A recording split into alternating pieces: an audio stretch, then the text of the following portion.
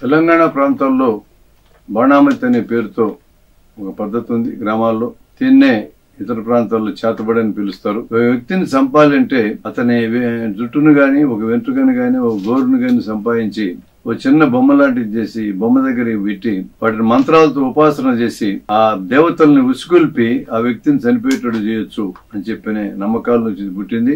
ఆ బొమ్మకు పొట్టలో సూది పొడిస్తే చేతబడి చేయబడ్డ వ్యక్తి కడుపు నొప్పి వస్తుందని, తలలో సూది పొడిస్తే తలనొప్పి వస్తుందని, గుండెల్లో సూది పొడిస్తే గుండె నొప్పి వస్తుందని ఇలాంటి నమ్మకాలు అనేవి ఉన్నాయి. అసలు చేతబడి కార్యక్రమంతో జనాన్ని చంపడం ఇంత సులభంగా అయ్యేటట్లయితే ఈ యుద్ధాలు ఎందుకు, ఈ ఆయుధాలు ఎందుకు, ఈ బాంబులు ఎందుకు, శుభ్రంగా ఎంటుకలు పట్టుకుని చేతబడి చేస్తే పీడబోతుంది కదా అనే వాదన ఒకటి ఉంది. కానీ ఈ నమ్మకాలు ఎంత బలంగా ఉన్నాయంటే ముఖ్యంగా తెలంగాణ జిల్లాల్లో ఒక వ్యక్తి మంత్రాలు పెట్టి చంపాడనే పేరుతో చెట్టుకు గట్టి బతికుండగానే సజీవంగా కాలుబెట్టిన సంఘటనలు, రాళ్లు తీసుకుని కొట్టిన సంఘటనలు, కత్తులతో పొడిచిన సంఘటనలు ఉన్నాయి. ఇవన్నీ నిజంగా నమ్మే చేస్తున్నారు వాళ్ళు. అంత బలంగా ఈ నమ్మకాలన్నీ ఉన్నాయి. పోలీసులు గాని, జన విజ్ఞాన కార్యకర్తలు గాని ఆ ప్రాంతానికి వెళ్లి ఏంది ఇలా జరిగిందని విచారిస్తే మీకేం తెలుస్తారు, చేతబడి చేశాడు, మా ఇంట్లో అందరిని చంపాడు అని చెప్పనే వాళ్ళు ఉన్నారు. ఒక ఫాదరి వృత్తి చేసుకున్న ఒక వ్యక్తి గ్రామానికి వచ్చి మీ ఇంట్లోనే ఈ చేతబడి చేసినటువంటి దుర్మార్గురాలు ఉన్నది,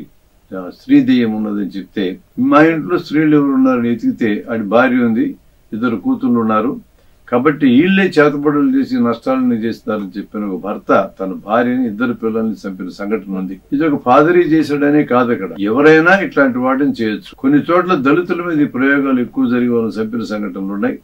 ఆస్తి తగాదాలు దీన్ని ఉపయోగించుకున్న సందర్భాలు ఉన్నాయి. నాయకుడిగా ఎదుగుతా ఉన్నాడు ఈ చదువుకున్న పిల్లవాడు అనే ఉద్దేశంతో అరికట్టడానికి ఇలాంటి సందర్భాలు చేసి జనాన్ని చంపినటువంటి ఘటనలు ఉన్నాయి. ఏమైనా ఇది ఒక భయంకరమైన మూఢనమ్మకం. మా మంత్రాల ద్వారా లేదా మాటల ద్వారా మనుషులను చంపడం సాధ్యం కాదు.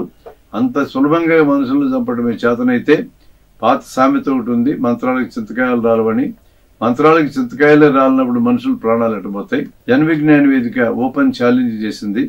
ఎవరైనా మా వ్యక్తుల్లో ఎవరి మీదైనా సరే చేతబడి చేసి మా ప్రాణం పోయేటట్టు మీరు చేయగలిగేటట్లయితే మేము ₹1,00,000 మేము బహుమతికి ఇస్తామని ప్రకటించాం. జేమ్స్ ర్యాండీ అని చెప్పి అమెరికాలో ఒక రేషనలిస్ట్ ఉన్నాడు. అతను దాదాపు 5-6 కోట్లు ఇప్పటికే పందెం కట్టున్నాడు. చేతబడి ద్వారా మనుషులను చంపడం సాధ్యమయ్యేటట్లయితే అండర్ కంట్రోల్డ్ కండిషన్స్ లో నువ్వు చేతబడి చేసి చంపగలగాల, మేము దానికి వాలంటీర్ చేస్తాం. చేతబడి అనే పేరుతున్న వేరే పద్ధతిలో జనాన్ని చంపిది చేతబడి కిందని చెప్పడానికి వీల్లేదు. అది ఆ జాగ్రత్త తీసుకుని ఆ ప్రయోగాన్ని నిర్వహించి చూడండి, ఈ బహుమతులు గెలిచండి అని చెప్పని హేతువాద సంస్థలు గాని, జన విజ్ఞాన సంస్థలు గాని ఓపెన్ గా ఈ ఛాలెంజ్ అని ప్రజల ముందు పెడతా ఉన్నాం. కానీ చాలా పెద్ద ఎత్తున జనాన్ని ఎడ్యుకేట్ చేసి వాళ్ళకి తగినటువంటి విద్యను అందించి ఈ నమ్మకాన్ని తొలగించాల్సిన అవసరం ఉంది. గ్రామాలే చేతబడి పేరుతో భయపడి వణికిపోయే సందర్భాలు తెలంగాణ జిల్లాలో ఎక్కువ ఉంది. కాబట్టి దీని యుద్ధ ప్రాతిపదికన ఈ కార్యక్రమాన్ని చేసి ప్రజల్లోంచి భావాలను తొలగించాల్సిన అవసరం ఉందనేది మేము భావిస్తున్నాం.